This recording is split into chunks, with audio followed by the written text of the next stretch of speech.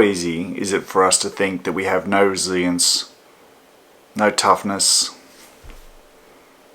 nothing to give, we've got no willpower?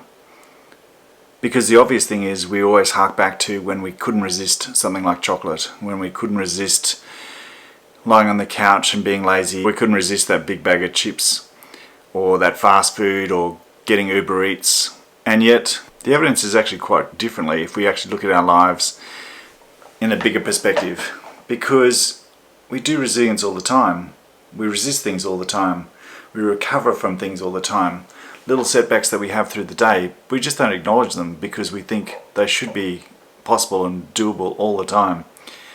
And this is where our brain is always ready to beat us up with a negative memory rather than a positive reinforcement of things are possible, things are able to be reset and reused.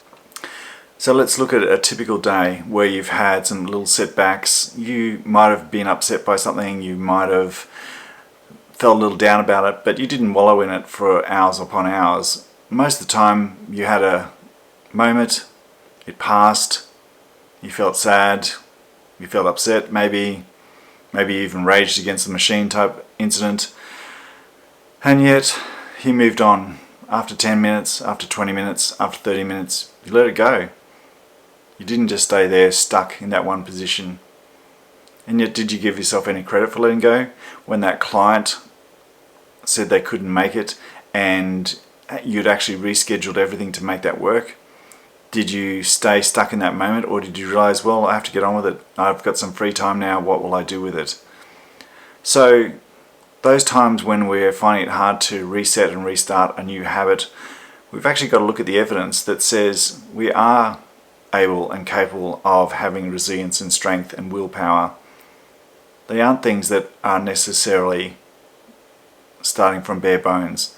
We are always using our willpower and our strength and our resilience to get through even everyday matters.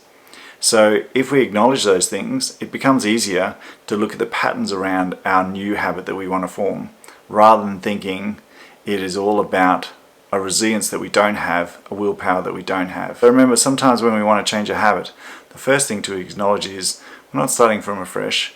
We're not starting from no willpower, no resistance, no resilience. We actually often surround ourselves with resilience all the time. We just don't acknowledge it. But if we do acknowledge it, things become a lot easier. They aren't simple, but they become easier because we have a pattern of being resilient all the time. We just think it should be expected.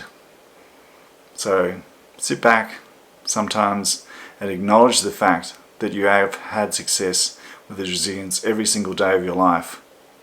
And that allows you to change something and move something new that you want to really change that's big. Sometimes when we're scared, it's hard to acknowledge the fact that we actually have evidence that shows us that things are possible when our emotions tell us things are really scary.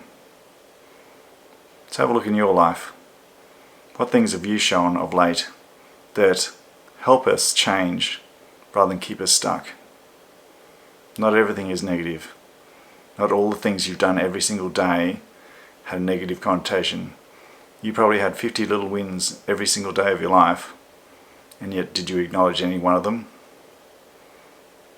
Every one of those counts. Every single one. When you're finding it hard to find any positives, look a little deeper.